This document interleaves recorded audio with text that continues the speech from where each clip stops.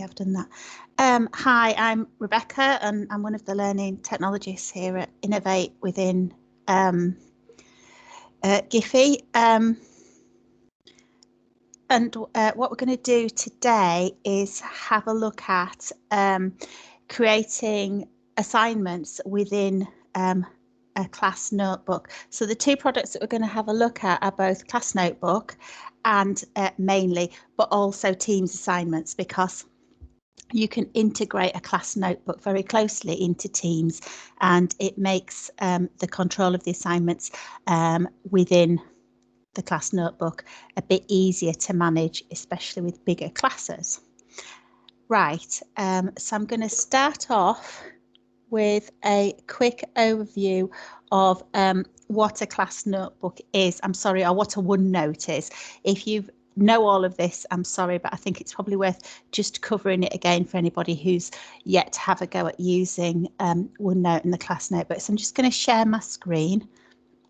Oh, just to say, if you want to stop me and ask a question, feel free just to, switch your mic on and ask me, or if you would rather type into the chat a question, I'll stop halfway or at the end and answer the questions then. All right, then I'll get on and share. Right, so OneNote and Class Notebook are all kind of the same app. And OneNote, if you're in your Office 365 waffle, you can find OneNote and Class Notebook and Staff Notebook there, which are all part of the OneNote app. So what is a Class Notebook? It is a free-form note-taking tool. So if I have a look, these are all of the notebooks that I'm involved with. So when I go into the OneNote app, you can see everything that you're kind of involved with within notebooks that have been shared with me, class notebooks, my notebooks, you can see what I mean. When you're actually in a notebook, I've opened up this notebook that's called STEC Test Notebook. EdTech just stands for Scarborough Tech. It's nothing technical. I've named that. That's just a name I've given it. And if we have a look on an untitled page somewhere within the notebook, you'll see that it just looks like a blank page. And within these pages, you can take notes in a free form way, shall we say. So I'm going to call it, I don't know, I'm going to call it geography, because that's the subject I've decided to look at today. And I can type. I can use the dictate tool. I can use the dictate tool to type for me. I can add images with a copy and a paste. I can either copy an image and paste it, or I can use the snippet tool to pop something in. Let's go back to my paste there, and it will put an image in for me. Everything's on go slow today, but we'll wait for that to arrive. I can add in a video by picking up the link to a video using the share. Oh, sorry about that. Hang on.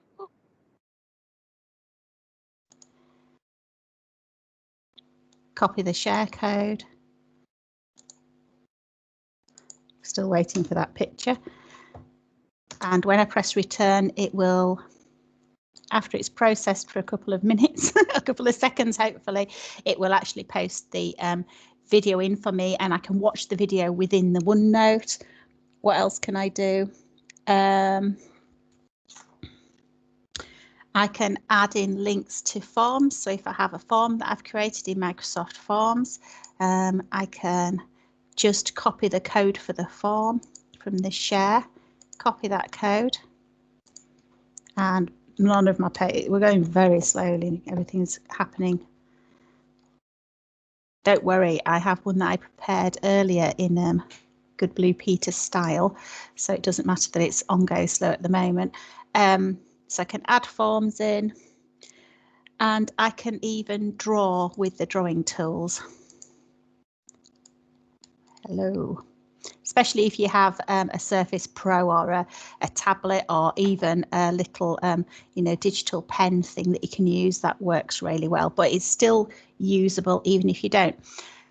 let's have a look at the one that I prepared earlier, if it will let me open it. And you'll the massive benefit of the class notebook, which is what I'm going to mention now, is that I can write on it as a teacher and the students can write on the same page. And you can probably immediately see the benefits of that. But the thing is, if I prepare a page in a OneNote, like I have done here, the students can work straight onto that page. So this is one I've put together for, say, a geography class on Oxbow Lakes, which was the first thing that popped into my mind. And I've put in some instructions, some objectives, what we're going to do. I've indicated what I want them to do. So at this point, I've said, do this, watch this video below. They can click straight on this video that I've embedded just as I showed you. They can watch the video there. They can fill out the form. They click on it. It's not showing because we're a bit, oh, hang on. We're a bit. It would normally, we are on Go Slow, and if we weren't, the form would actually be embedded within this page and they could fill it in within the page. And then obviously you would pick up the results of that form back in the form app. But, you know, it's a really easy way of adding a few questions in. On this, there's a diagram below, and I would like you to indicate the areas of erosion with the red line and the areas of deficit with green. So, and then because I thought actually that's maybe a little bit tricky, I've also popped in a little picture to show them how to do it. I just use my snippet tool to pick that up from the instructions. And so I need to pick the pencil, I need to pick red, and now I'm going to show myself up by not knowing where is it there. So this edge would be the red and the other edge would be so the students can do this. It doesn't have to be very elegant, but they've managed to identify what's happening. Do this. Oh, I've linked through to a web page, so this will open I've got to be back on the thing to click. I'm drawing green on it. This will take us out. It keeps the OneNote open, but it's taken me out to a web page. Is everybody getting in? I've just had a ping. And I've asked them to have a look through this web page. It's just a BBC one. And then the next do this is write a description of the formation of an oxbow lake in your own words. So within here, they can just click and start typing, or as I demonstrated, using the dictate tool if they would rather, to write out what they would like to say within that couple of paragraphs, writing in there. And this will expand to allow them to fill that in. And then the next question is find 2 more examples of oxbow lakes. So this is a little bit of internet research, and what I would like them to do there is copy and paste the image. So I've done the first one, they do the next 2. Dan, thank you for your hard work. And on this one I've put, don't forget to go back to assignments in Teams and submit your assignment so that I know that they've done it, because in this example I'm going to embed this now into a Teams assignment. So you can see that even I've made this myself. It maybe took me, I don't know, 20 minutes, not that long. And it's quite, you know, there's some interesting bits to do maybe. I don't know what you feel about it, whether it's something that you think you might be able to use with your students. So at this point, let's have a look at how this actually works for distributing to the students. So I've set them the tasks on this page and they can fill it in the page. So going back to what a class notebook is, a class notebook has sections within it which will allow me to a collaboration space, and in the collaboration space anybody can write in there and anybody can edit in there. So that's great if you want to have a group chat and get everybody in the class talking together. The next one is a content library. Within the content library, teachers can add things there and students can read them, but they can't edit them. So that's a great place to put work that you don't want them to edit. There's a teacher only section that only teachers can see, which is great if you want to leave stuff for other teachers in there that you don't want the students to see, even read at all. And then we move on to our students. So I've only got 1 student in my class, Stanley, but you might have 30 or 14, however many you've got in your class, and all of their names would be down here listed underneath each other. And each student will have different sections with under their name, which is pre-made when you create the class notebook. I'm going to go on to how you create a class notebook in a minute. And within these sections, Stanley can write what he wants and I can write what I like, and I can distribute from my section or from the content library into all of my students. So essentially, I've built this page in the content library under geography, I think, there, Oxbow Lakes. So I'm in content library geography. I could have created, if I didn't want them to read it there, I could have created it in the teacher only space. It doesn't really matter. But now that I've created this, I can distribute this to the students by clicking on class notebook and distributing the page and doing just clicking on distribute page, and then it will go out to, it will ask me where I want it to go, and I just want it to go into, shall we say it's homework? Let's put it in the homework section, and then I should be able to send that out. You're going to let me look at the, and then you click on the distribute button. Oh, I've got people waiting in the lobby. Hang on a minute. Oh, and they're in. So it's distributing at the moment to my one student.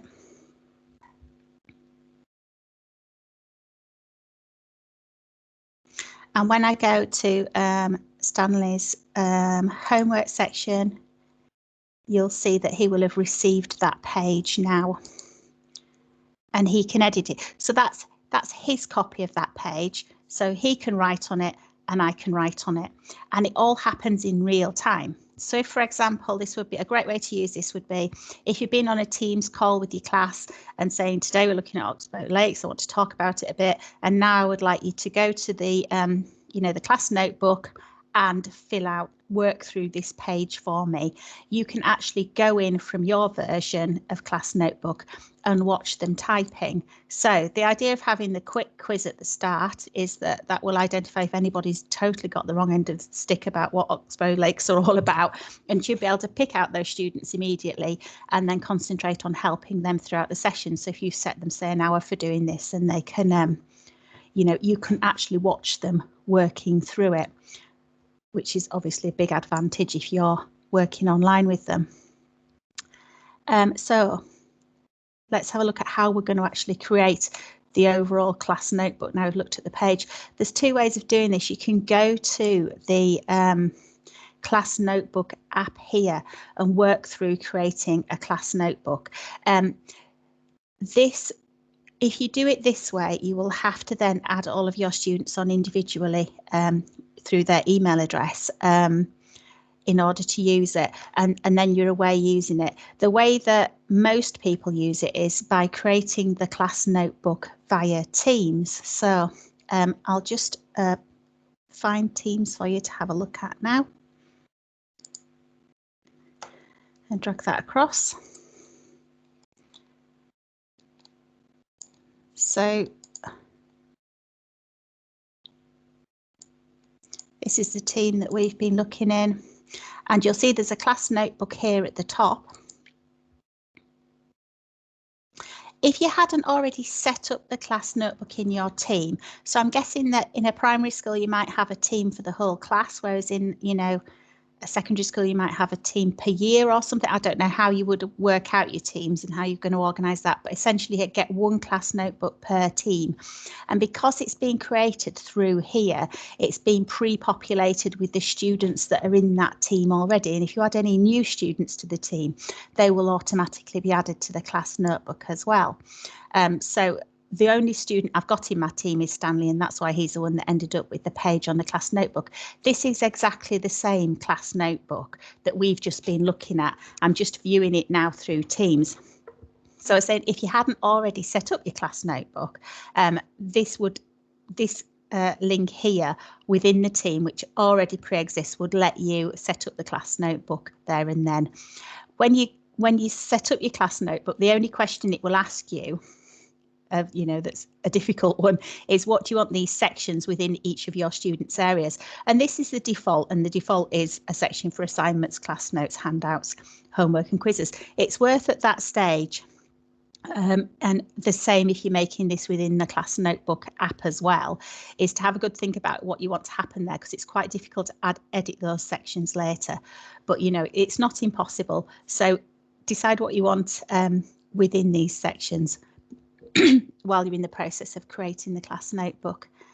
Right, so the benefit of creating this having this within Teams is that you can then use the assignments option to distribute the page. I know we've already distributed it once, but if we pretend we haven't, and this time we're going to have a look at using class notebooks within Teams. So I'm going to create a new assignment. So I'm just in Teams, the general tab, and I've clicked on assignments, and I'm going to create a new assignment. And it's my Oxbow Lakes assignment. And the instructions are work through the page and submit. Something like that. And then at this point, you would add resources. So you might have already used Teams assignments and maybe added in a Word document that you want the students to edit and send back to you, something along those lines. But in this instance, rather than adding files, we're going to link to our class notebook. So you click on class notebook, and then you have to find the page that you want to use. Oh, sorry, I've missed it now. I've gone back one. Oh, and content library, geography, that was it, wasn't it? And that one there, and attach it. And where do you want it? I'll have it in assignments. And done. Right, so it's added that page to their assignments. So what that will have done is distributed that OneNote page to the assignment section of their OneNote. So essentially it did the distribute function, but via the assignments in Teams. You can at this point add how many points you want and who you want to assign it to, because it may not be all the students. You might be varying who you send what, when the due date is, and the time you want it due. And the settings are, do you want it posting in the general channel, or do you want it posting in the a different channel? So if you had different channels set up for different topics, you could do that. And then assign. And that's gone out. So when the students then come in and look at their assignments, they will click on the assignment. Obviously, I'm not in student view here, but it looks pretty much the same. It's going to let me see it. And they can access the OneNote page. So Stanley would just see his assignments and open it. And they would get a view a bit like this. So as you can see, it's populated this Teams assignment with that OneNote page, and they can still go in and edit it within Teams, within OneNote kind of thing. Here, the same as we were doing before. And then when they finished, it's still edited because I edited it on the main copy. But when they finished edited it and adding their photos in, then they can return the assignment on their submit button. And then I can mark it by entering my feed book and clicking on the return. I can also, in this case, because it's in a OneNote page, edit as a teacher, edit the actual OneNote page. So say, put in a comment, actually that's the wrong way around, or something like that.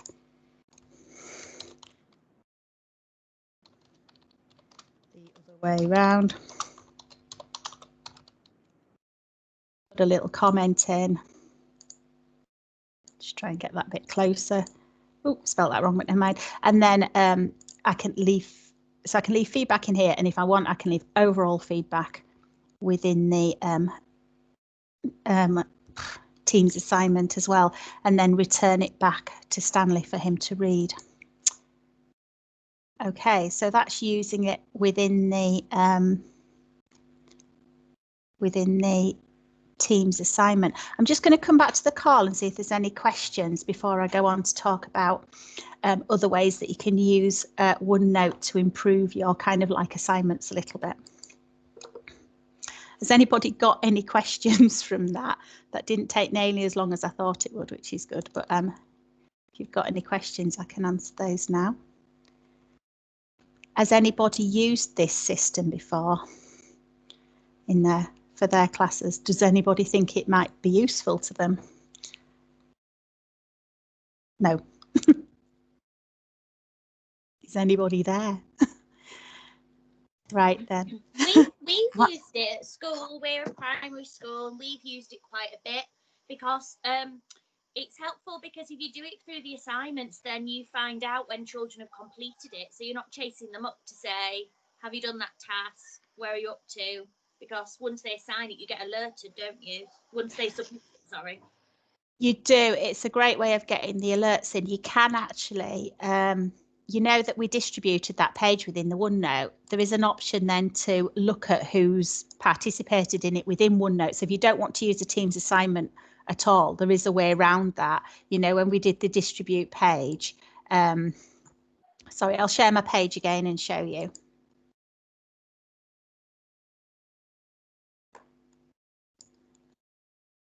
So we distributed the section, if you remember, under the class notebook when we were in the actual class notebook. And then there is an option there to review the student work. I don't think it will actually show me anything because I don't think we did we edit it? We might have done. And then we put it in the homework section and that one. Yeah. Oh, and it's actually saying who has edited it, and Stanley's the only person who's edited it, which was me editing it. But so there is I think a new way of looking at that as well. But I do think it runs more smoothly through the Teams, assigning it through the Teams. Yeah. Sorry, was someone else gonna say something, or are we? Oh, are there any options for verbal feedback on either the assignment tool or the notebook? Yeah, there is. You can record yourself speaking on the, let me go and show you. I'll share my screen again. So here we are back. We're directly in the OneNote and you should be able to, I'll just go to this test page, be able to. The great thing I was going to say is because the text is actually in, the text is on the page. If you have students who are having issues reading it, you can use all of the accessibility tools like the Immersive Reader and what have you from the view. So if you were a student and you were like, I know loads about Oxbow Lakes, but you know, I'm not that great at reading, they can actually click on that and have it read out to them. I'm sure you all know about the Immersive Reader already, but just to point out, the Immersive Reader is designed to work really well in OneNote. And I'm sure somewhere there is an option of insert. I'll find it somewhere eventually. Nope, it's not going to let me. Some versions of OneNote will let you leave feedback as a recording, which looks like a little not this microphone because that's dictate, but there is another little microphone that will let you leave it as an audio file and stick it in. So I think, oh, there we go. Is that it? Audio. That's the one there. So if you clicked on this button, it will let you record an audio file onto the as feedback, and it'll just put it in a little icon. The reason it won't let me do it is because I'm using my audio for my Teams call, so it won't let me demonstrate it at the moment. But yes, that is possible there. And that was in the insert, so it'll be insert audio. Okay. Has anybody else got a question at this stage? Shall I? That's okay, Adam. Yeah, because that is really handy, and I think the students, you know, really benefit from having a little bit of feedback that isn't just yet another thing that they have to read. And you can get so much more said as well. Right, so I'm just going to have a look now at, you might find that, you know, particularly you know, if you're using resources that you're getting from the web, like primary schools maybe use Twinkle, or, you know, you can quite often find good resources that are in the form of a PDF. You can, of course, within your Teams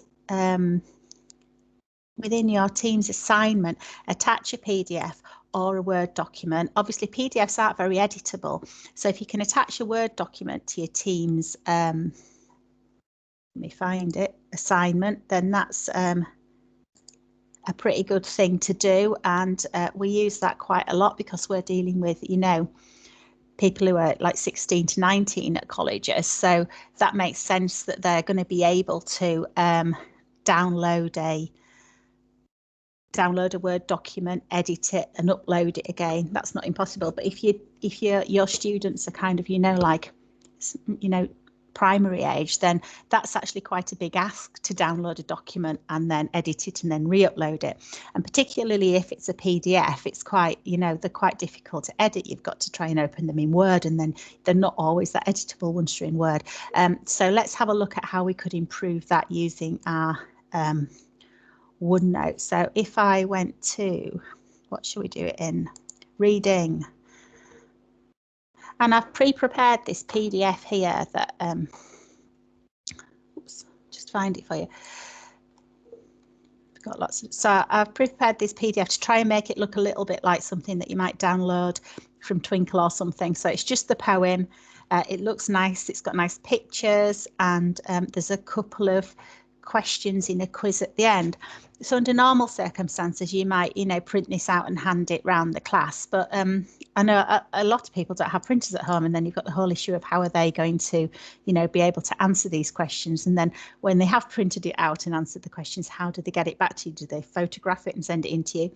Which, yes, that does work okay, but so I'm not going to, we could, if you wanted, embed the entire PDF into your OneNote, but it would be much better, I think, to try and get some of the text out. So I'm still just in the PDF in my thing, but you'll find that you can actually copy and paste the text quite easily. So if I copy this and then I just move this out of the way, and I can paste that directly into my OneNote page. I've already started the OneNote page. Oh, that's a shame. So you would have to go through and unfortunately do a lot of this business to put it back in the right. Just finish up that. I don't actually know the poem because I don't know where the breaks are. I'm going to start a new verse there. William Blake's probably very upset by this.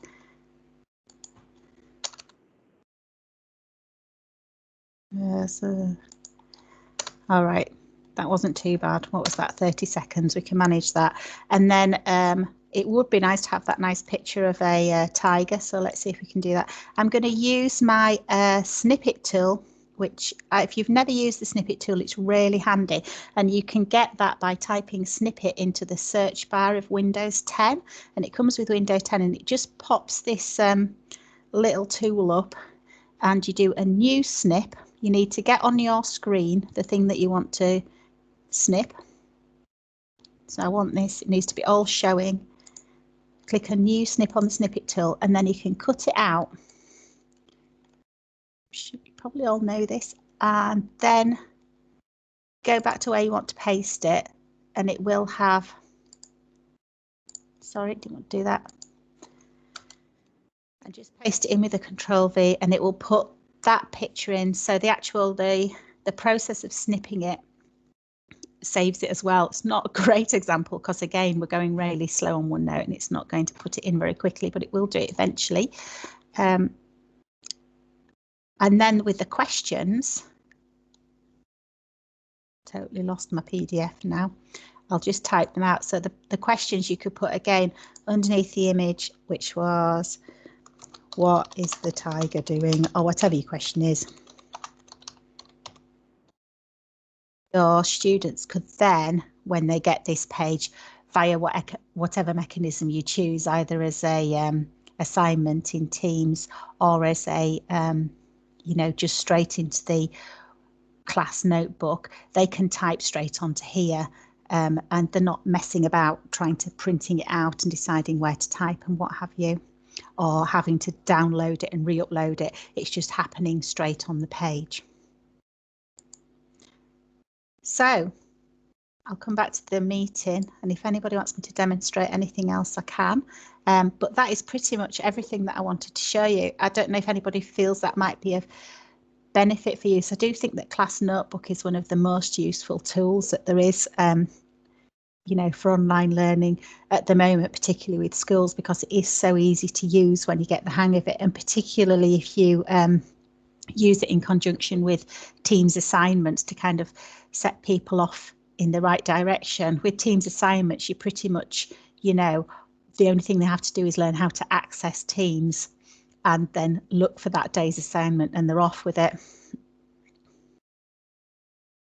Yeah, Catherine's saying that she's going to suggest to her teachers that they use the verbal feedback for their, particularly for their younger students. Yeah, because I think, you know, I think, you know, I've got a little girl, and I think that she would really like that kind of interaction with the teacher at school, because I think that they're missing teachers at the moment, aren't they? Okay, has anybody else got any more questions? If you want some extra training on this, you can, if you go to the Microsoft Education Centre, which we sent you to in your first assignment on the EdTech demo, to do your MIE, there is lots of training on there on the OneNote and on Teams assignments. I'm the designated learning technologist for schools, but you can ask, you're very welcome to send me messages if you want me to demonstrate anything else to you on a one-to-one, or if you would like anything else. And there's lots of resources in the teams, in the EdTech demo teams, about OneNote. We're all big fans of OneNote here at Innovate, so there will be lots of videos there that you can watch if you want to find out more about it. I've been working a lot with primary schools, and we've been looking at ways to, you know, try and use existing resources and use them in a more digital way, so that we're not relying on parents, you know, printing stuff out all the time. And these are kind of like the ways round that I've found so far. But I do know that also within Scarborough Tech, lots of people who people who are teaching engineering or whatever, they will have PDF packs given to them by the examining body for, you know, test papers, and they're kind of managing with those in this way by, you know, breaking down the PDFs and letting people answer the questions online, or recreating, you know, forms with the questions to make it easier for students to access from home. Right, so yeah, my picture of Tiger has finally arrived. I think we're using too much bandwidth in our house. I think I've got everybody at home working or studying. So yeah, you can export OneNote pages as a PDF. Indeed. Let me have a look for you. It's Adam. So I'm just back in my OneNote, and then I think it's just a file print. But when you print the page, it doesn't, you can save it as a PDF. So you do it as a PDF from the print menu, and you can get a little view of it. And it might be better as a landscape if you want, depending on what's on your page. Because obviously this was better as a portrait. The OneNote page, because it's freeform, the page can be as wide or as long as you want it to be. So obviously when you try and save it as a PDF is constrained onto A4 proportions, so it's going to have to cut the page in some place if it's too big. But yeah, you can export it from the print menu, and then you just click on save, and it will ask you where you want to save it. Same as always with that.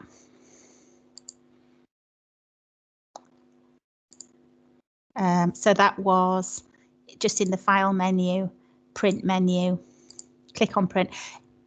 It's a little bit counterintuitive because you don't actually want to print it, but it's because PDFs were designed for print that it's quite often in the print menu, and there isn't actually a save menu on a OneNote because it saves automatically. So I think that's why it's ended up in there.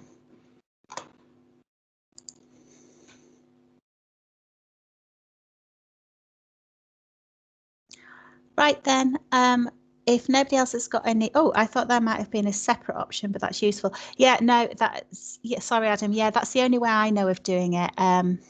It is weird that the PDF, exporting a PDF, you always used to do it through the print menu in all software because it was something to do with printing.